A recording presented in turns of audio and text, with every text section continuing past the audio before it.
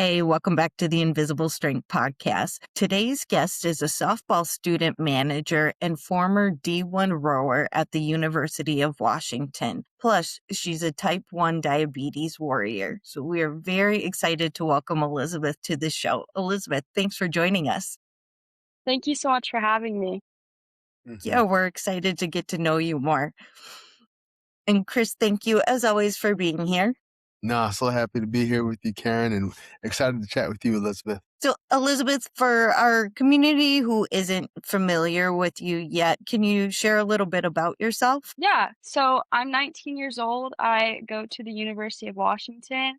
I'm currently studying public health and global health with a focus in pediatric nursing. Type 1 diabetes has really put me in that direction. It's really helped me get used to it. And then I always kind of grew up wanting to be a doctor since both of my grandparents are psychologists and psychiatrists. hmm So it's always kind of been around me, floating around the idea, and I've always wanted to help people. And then kind of my background, I played softball competitively at a high level for 10 years, all up and down the West Coast for a couple different club teams, and have really just built bonds with so many people over the years, connections that'll last a lifetime. And yeah, when I got the opportunity to become a rower at Washington, I took it up. I've always wanted to be an athletic person, and just having the rowing team reach out as a walk-on was like eye-opening to me, and it was such a great experience. And then being a student manager for the softball team, it's just been wonderful. hmm Yeah, I'm just so impressed by all that you've done and what you're sharing with us, Elizabeth. I'm curious to know what sort of inspired you to not just think about, public health just within your context, but to think about it globally. Yeah, so I didn't really have a super big interest in global health until I was about 15. hmm My grandpa actually traveled all over the world for medicine right before he hmm became a psychologist. And he went to Africa for a while. He was in Kenya, and that's where he met my grandma. They got together, they were both working in medicine. And it's just been inspiring to me after hearing their story. And I've had a couple, like, people of the older generation tell me about all of their experience in other countries. I'm like, wow, like that would be so cool to help. And then last year, my freshman year, I took a global health introduction class, and we got to make a project about helping like countries, third world countries, get through their medical crises and see how the US has developed stuff to help us with that situation. And it was really cool to see the different perspectives and how we can help them in that situation. Very commendable that you have such a broad view and want to help people around the world. That's amazing. Thank you. Can you walk us through your type 1 diabetes journey and really how that influenced your decision to go into health? Yeah, for sure. So from a young age, I always knew my grandpa was a psychologist and my grandma was a psychiatrist. So that's always been in the back of my mind, like like medical school or nursing or just the medical world. When I was 10 years old, I was in a softball tournament and just having fun like a normal kid, and I got hit in the leg. And normally when you get in hit in the leg, you're like, oh, fine, whatever, it's fine. Nice bruise. You get to show it off, rub some dirt on it.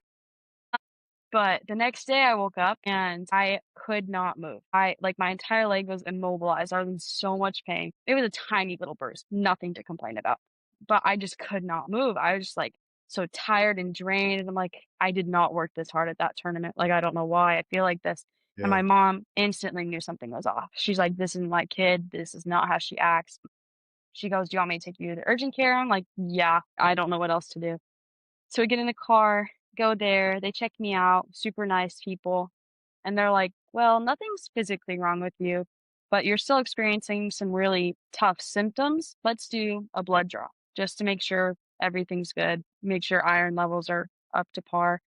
And so we get that, we go home, and obviously, looking back on it, I know it now, but I was going to the bathroom probably 8 times an hour, like, just constantly going, and I didn't think anything of it. I was just like, "Oh, I drank a lot of water from the weekend." hmm And then normal night, whatever, I'm still in a little pain, nothing bad, and I go to sleep, and around 11:30, my mom gets a call from the lab techs, and they're saying, "Bring your daughter to the emergency room right now. She's having, like an emergency crisis. Bring her there now. Whoa. And so obviously my mom's shocked. We don't have any history of diabetes whatsoever. And so it was quite eye opening to her. She ran into my room, got me up. We ran to the car, drove to Portland to Randall's Children's Hospital, best hospital by far. If you ever need to take kids there, go to Randall's. And I got there, got checked in, and for the 10 minutes I was sitting in the lobby, I went to the bathroom probably 4 times. Not normal at all, obviously. They took me back, got me hooked up to like probably 8 IVs. I was 10 years old. I didn't know what was going on. I was tired. I was asleep most of the time. And I just remember the room was dark, and then out of nowhere, a doctor comes in and is just like, "Hey, so your blood sugar's over 800. You're type 1 diabetic, da da da." And she kind of like zoomed past the type 1 diabetic, or I just zoned out. I'm not really sure. But I just heard type 1 diabetic. And then everything like in my mind just went fuzzy. I'm like, what's going on? Like, just a 10-year-old sitting in a hospital bed at midnight. And it was just shocking. And so they were super supportive. Spent the night in the hospital, like all the IVs. They kept on waking me up every 30 minutes to check my blood sugar via like a prick. Before this happened, I hated blood, could not stand it. So the idea of them having to come in and poke my finger every 30 minutes, I was disgusted. And especially since I was tired, I was grumpy. I was not in it, not excited. But we got through the night, woke up, super nice people. I ate a lot of no sugar snacks for that morning, obviously, because my Hmm. blood sugar is still high. A lot of Jello. That was my favorite thing for those first couple months was sugar-free Jello. And around noonish lunchtime, I had a group of endocrine educators come in, and they basically talked me through the system, handed me several books, pamphlets, everything I could want. They handed me a bear that I could like practice my shots in. I still have it somewhere. I can't find it, but it's in my house somewhere. And then a little bit after they got to know me, a nurse came in with a pink softball pillowcase, and it was just really supportive, and I felt, like, really, like, grateful in that moment, and then they talked me through the thing. I was, like, still freaking out because obviously I was 10 years old in the emergency department, and as soon as they're like, "Oh, do you have any questions?" I'm like my first question, the first thing I said to them was, "Can I still play softball?" That was my first question. That's it. Yeah. I didn't care about anything else. Like, I thought this was short term. And so I'm just like, "Can I still play softball?" And they're like, "Well, yeah, of course." Like, was that even a like, there's no in that question. And it was just very comforting in the moment, just be like, "Okay, the biggest thing in my life isn't changing." Like, obviously, there's a lot of other things going on, but, like, my steady rock is not changing, and that really helped me kind of get through it mentally of being diagnosed. I got to go home that night, so thankfully less than 24 hours in the hospital, and in the training, they helped us learn how to take shots, dose properly. We had a calorie and a carb book that kinda talked us through, like, all the different steps of what to do, carb counting wise. They really just killed it with like helping us understand. And then they're like, use Google at your will. Like, not everything's right, but like you can probably find a lot of good resources. Like, look for medical documents, obviously not like Wikipedia, but look for some helpful tools. And they're like, if you have any questions, call us at any time. Just call us. We have so many good, helpful people, 24-hour line. And I'm so grateful for that because I'm also very OCD when it comes to like managing things. And so the idea of not having a doctor by my side going through this new thing kind of scared me a lot. And so we get home and my mom has to give me my first shot. And I'm like, "Oh, no, this isn't good." Because I was scared of, like, anyone giving me shots, let alone, like, my mom who's not medically trained. I love her to death, but she was not medically trained at the time. And so she gives it to me.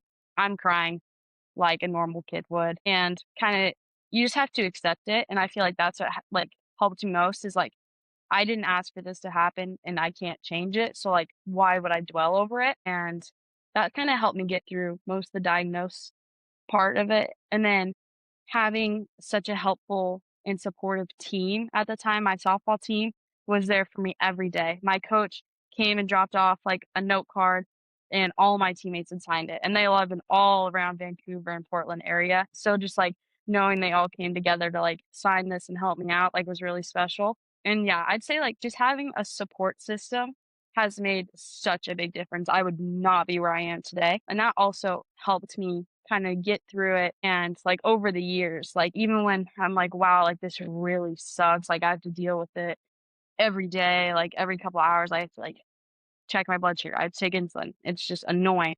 But I'm like, okay, well, I can't stop because these are the people that have been supporting me this entire journey.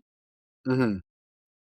Yeah. And so that has really led me to be a stronger person and athlete overall, I feel like, is just not giving up, not letting myself feel like that's an option because of the people who have helped me get as far as I can. I can't give up for them because I'm working for them. If I'm not working for myself, I'm working for them. And so that's really helped me get to where I am today. So as you reflect on this journey and just think about all that you've gone through, how would you define yourself now, Elizabeth? Like, how do you see yourself now as like this 19-year-old, still an athlete, all the qualities you have? Like, how would you describe yourself? I would say motivated and confident. It took a long time for me to be confident in my blood sugar and like managing stuff. And then motivated because it just keeps me going. Even when I'm having a bad day and I just want to lay in bed, it just like type 1 diabetes just really kept me going. And I feel like that's what I define myself most as is just motivated and persevering, get over those struggles and just keep going.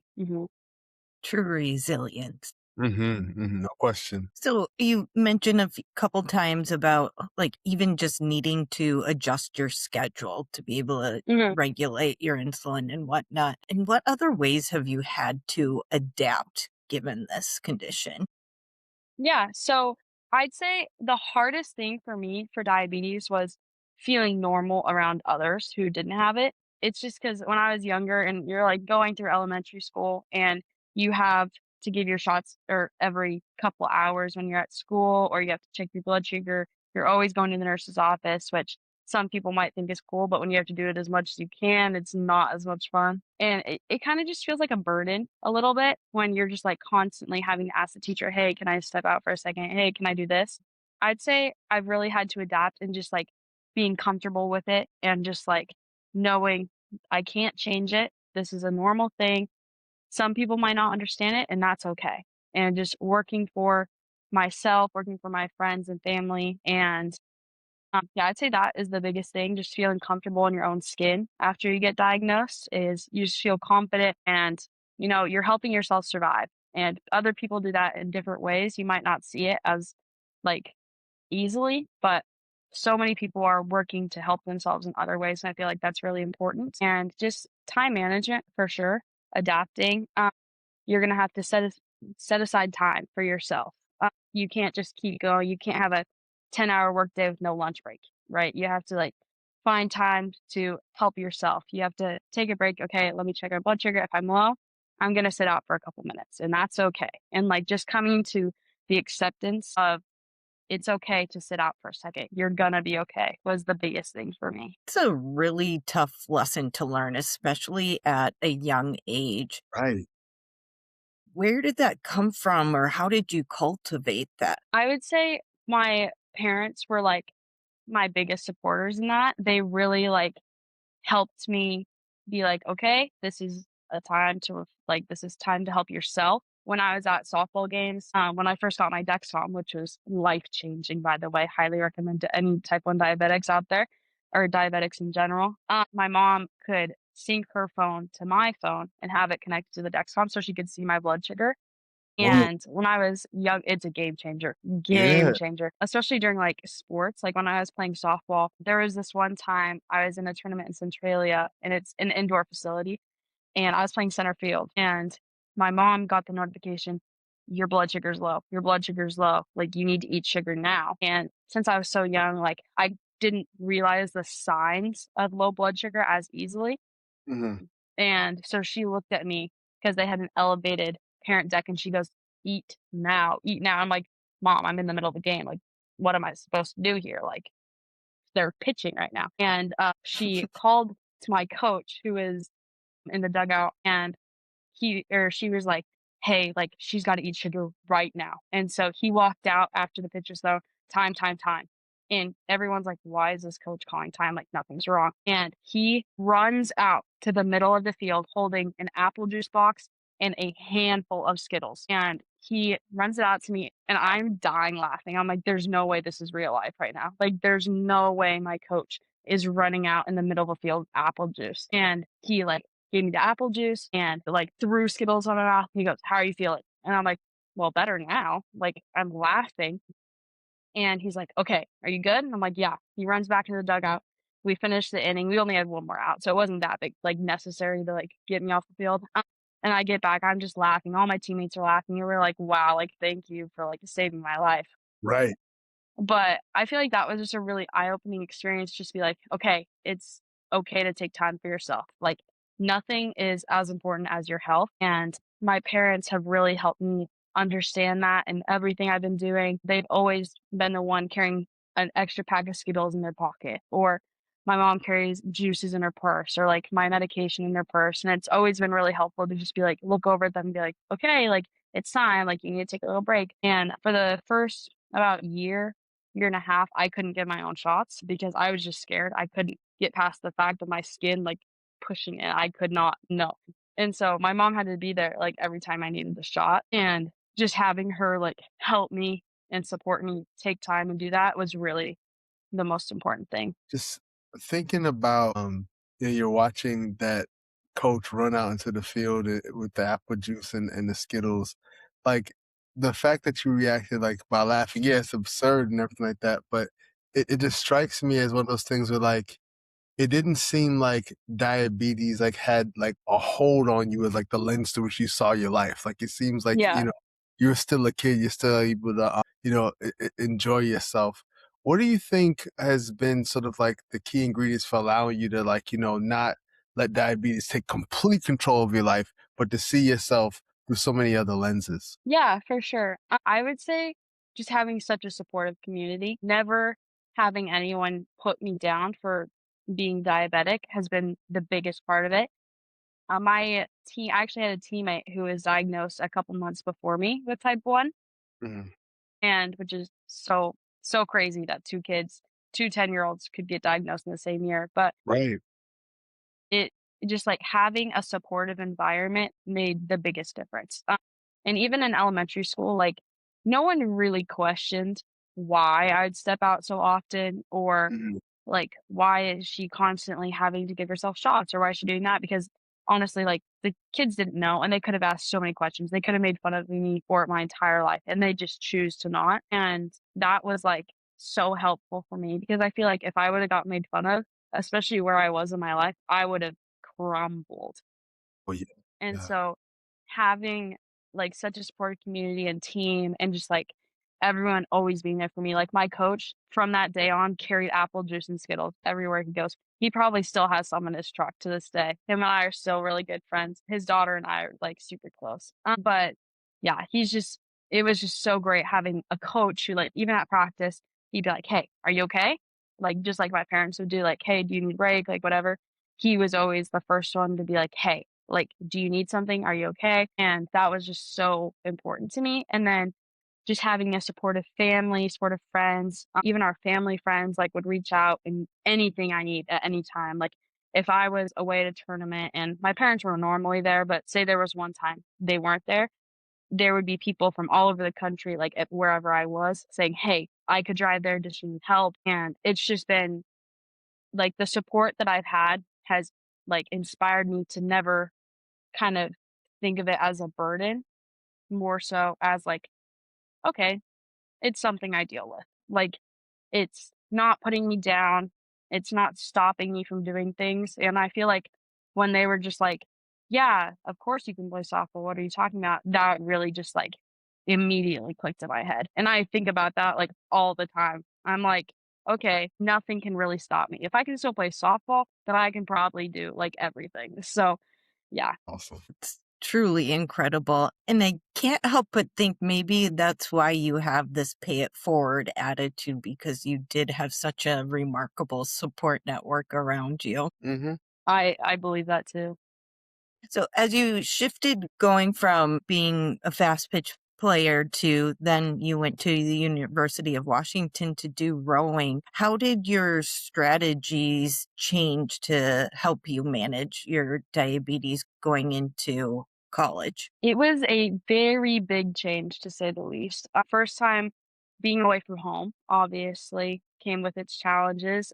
Being a lot more self-motivated, taking care of my medications, like the pharmacy, insurance, all the important stuff. And my first week of rowing, I was doing some training during the summer to get me prepared. I had no idea what I was going into, but it really I just, like, did some training, and I just kind of fueled like I would for softball training, and that helped me over the summer. And then the first day of rowing when we got to campus was a 6K test, which is basically you are on an erg, which basically is like on land rowing. For me, I was on a bike since I didn't know how to row yet, and so I did 12K on a bike for the first time, and I just remember going in there. I ate Skittles like I normally do before softball, and I'm like, "Okay, I should be fine." After that 12K, I was dead. Like, I Woohoo. was drained because Yeah. I had never done that much cardio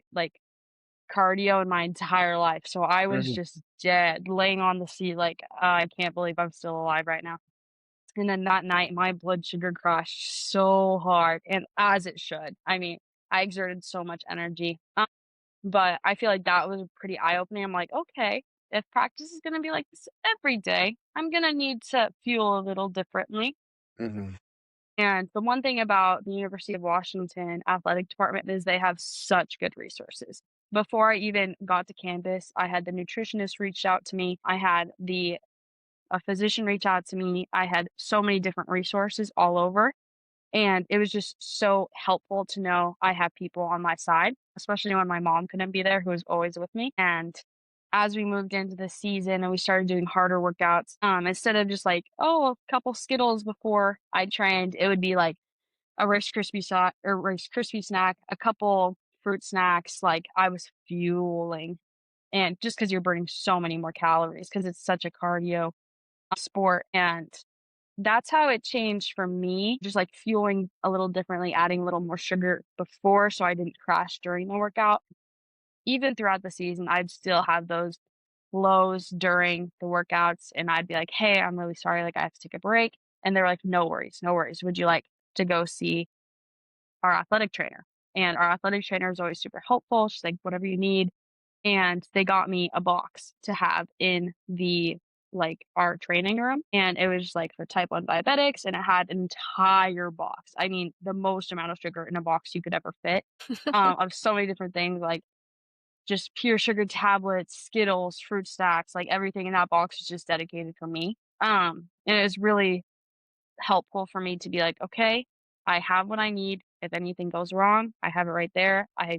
I'm one phone call away from having 7 different people by my side." My coaches were always supportive. They never counted me out or questioned why I was stopping.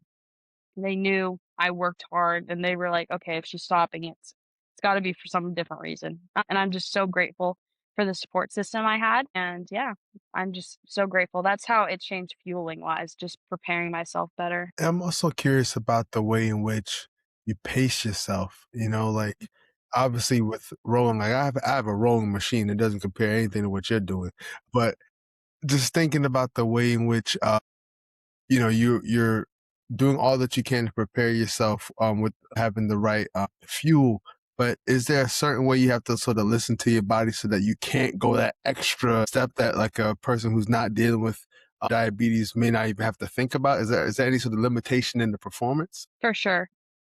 Obviously, when you're, like, so drained cardio-wise, you will feel similar ways to having low blood sugar, for sure. You'll just feel, like, numb inside, you'll kinda, like, be groggy and nauseous, and I feel like the way I've kind of been able to separate just being athletically tired and sore and Mhm. having, like, low blood sugar and diabetic fatigue is just really listening to my body, because for me, I get really bad, like, nausea and, like, brain fog when my blood sugar's low, and I have really bad shakes sometimes, and so if I finish a workout and we still have, like, half chunks left is how we normally do it, we break it up, and I get through half and I'm like shaking, I'm like, okay, I need to take a break. It's okay.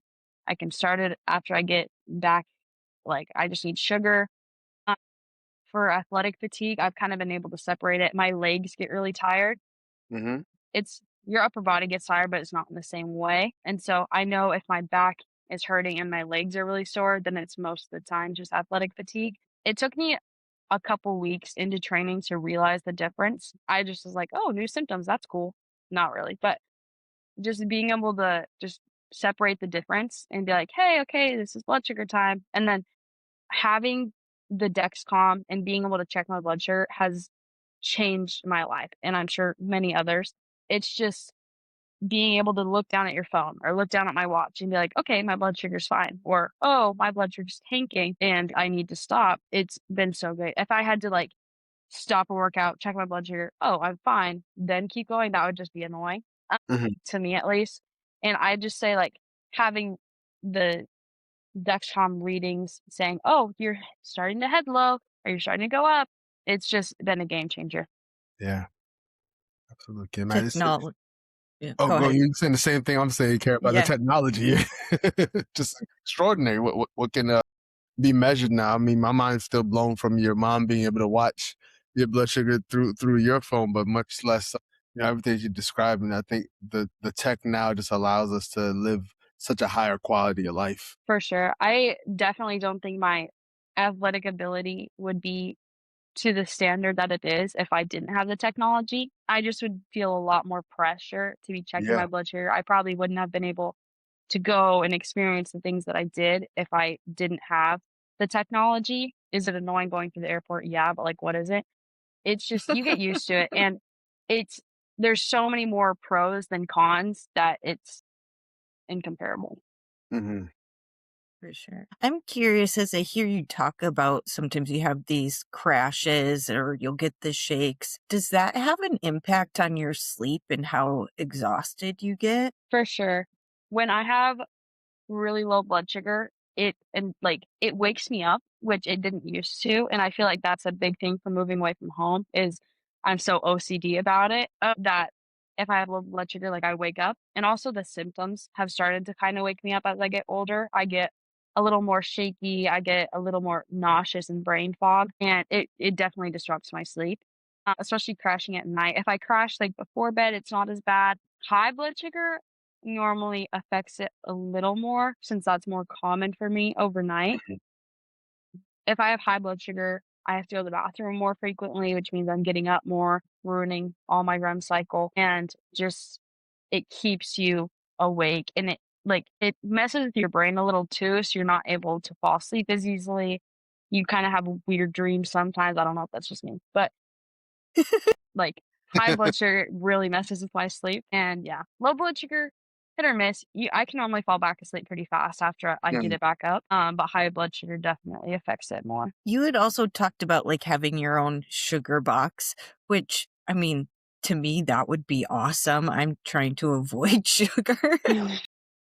But are there other ways you've had to change your diet to help support your health? Honestly, not at all, which I'm Okay. so grateful for. Just being a little more cautious is all I would say, is kinda being like, "Oh, I can't have 3, like, Dutch Aftershock Rebels in the day, like, it's probably not the best idea, that's, like, 300 grams of sugar." But just kind of all taking it in moderation, just being a little more aware.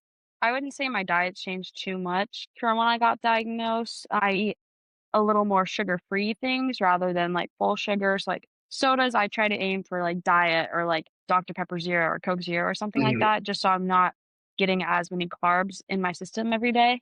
Sugar-free Jello, sugar-free pudding, and honestly, it's like all the people who are like, "Oh, it tastes gross," just you get used to it. Like, it really doesn't taste that bad. Most of the time, like, they taste the same. Too. Are you someone who enjoys like making your own food? And if so, like what's like your go-to thing? I would say I've really been on a meatloaf kick, which is really random, low carb, which is awesome. You can add whatever you want basically. If you want a meatloaf recipe really quick, we ground beef, onions, bell pepper, some thyme, and then green onions and just like a whole bunch of different seasonings. And then I mix a little ketchup, barbecue sauce, a little bit of brown sugar, which is where the carbs come in, and then some ground mustard. Oh, you'll have a meal for 2 days. It's so good. Yeah, and it's low carb, so it's pretty good. I have 2 young boys, and ironically, they love meatloaf. It's a comfort food. Perfect. It's so Yeah. full. And And Chris knows I'm not a good cook, but that's something I can make. yeah. Hey, you just put it all into a bowl. Oh, you add an egg too. You have to add an egg and Right. some breadcrumbs. Hold it together. You're good to go. Yeah. Protein, carbs, everything you need. Too funny. Elizabeth, you've been through a lot on your journey. I'm wondering if you have any advice or words of wisdom for younger kids earlier on in their journey who are trying to cope and navigate with this. Yeah. I would say to the younger generation, just keep on fighting. Like, never let it stop you. Find your support system, embrace them, and just keep on moving. And it's something you live with. You didn't ask for this to happen, and you don't really have a choice. And so just keep on fighting, and it'll get better. It'll never take too much over you. It'll feel like it, but you can always keep fighting, and you got it. Yeah, I think you're evidence of that. Thank you. And lastly, what does invisible strength mean to you? Invisible strength means to me is just like embracing what you have and not letting it get you down. Mhm. So as a type 1 diabetic, just like you have these sensors on you, you have everything going and you're still active. You're still being put in the light. You're still being someone that people look up to. You're still fighting and just showing that you can do two things at once and that diabetes or whatever illness, chronic illness you have, just like really keep on putting yourself out there and working as hard as you can. You're going to have bad days and that's okay, but just keep on fighting and never give up. Got you. And is there anything else that we haven't touched on that you think it's important for people to know? I would just say never give up on your dreams. That sounds cliche, but keep on fighting. Like when I was in that emergency department laying down and I'm like, oh my God, there's 8 different wires on me. Is this forever? Like, what's this like? Never give up. Keep on fighting because you never know when it's going to be your last time on the field. You never know when it's going to be your last time doing something. And just so love every moment and live it out to the fullest. Those are wise words. The cliches are cliches for a reason because, time and time again, it's true. Yeah. And I so appreciate being in the moment, especially with the uncertainty of many of these conditions. Like that is just truly invaluable. Hmm. Elizabeth, I want to thank you for joining us today. You were so wonderful and gracious to share your story so openly. I have no doubt it'll resonate with our community. So thank you. Of course. Thank you so much for having me. Of Enjoy. course. Chris, thank you so much as always for being here. It's great to talk to you. Hey, likewise. This has been such an honor. So glad we get to have these conversations. To our community, make sure you go to invigorateyourjourney.com for resources, coaching, and other support to help you throughout your journey. We're here for you in any way, shape, or form that we can be. So until next time, take care. Peace. Peace, y'all.